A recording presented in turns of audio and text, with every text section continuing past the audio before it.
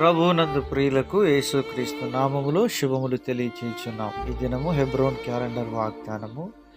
నేను నీకు తోడై ఉన్నాను గనుక భయపడకుము. ఆదికాండము 26వ అధ్యాయము 24వ వచనములో దేవుడు ఈ మాటలు తెలియచేస్తున్నాడు. ప్రియమైనటువంటి దేవుని ప్రజలారా, దేవుడు తన ప్రజలకు ఎల్లప్పుడూ కూడా తోడుగా ఉండి ఆయన నడిపించే నాయకుడిగా ఉంటున్నాడు. ఎందుకనగా దేవుడు తన ప్రజలను ఎన్నడూ ఎడబాసేవాడు కాదు. ఇశ్రాయేలును కాపాడు దేవుడు కొనుకడు నిద్రపోడు అని దేవుని వాక్యం సెలవిస్తుంది.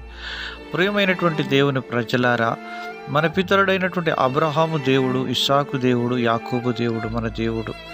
అబ్రహాము మరణం తర్వాత ఇస్సాకును దేవుడు జ్ఞాపకం చేసుకొని తన తండ్రి అయిన అబ్రహాముకు దేవుడు ఇచ్చిన వాగ్దానం మేరకు ఇస్సాకును కూడా దేవుడు బలపరుస్తూ నడిపించినట్లుగా చూస్తూ ఉంటున్నాం.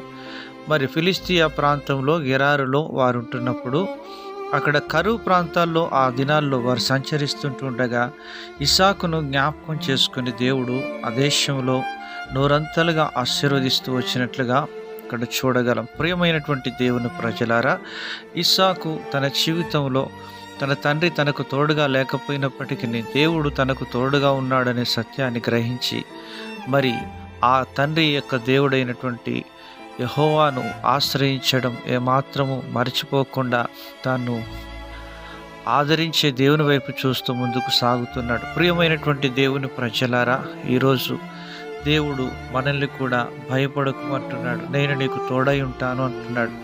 నీ భర్త, నీ భార్య, నీ కుమారులు, నీకు కలిగిన కుమార్తెలు, నీ రక్త సంబంధికులు నిన్ను విడిచిపెట్టవచ్చు, నీ బంధువులు, స్నేహితులు నిన్ను విడిచిపెట్టవచ్చు. ప్రియమైన స్నేహితుడా, సహోదరి, నీ కొరకు తన ప్రాణమే పెట్టిన మన ప్రభువైన యేసుక్రీస్తు వారు నిన్ను ఎన్నడూ విడువను ఎడబాయనని ఆయన వాగ్దానం చేస్తూ ఉన్నాడు.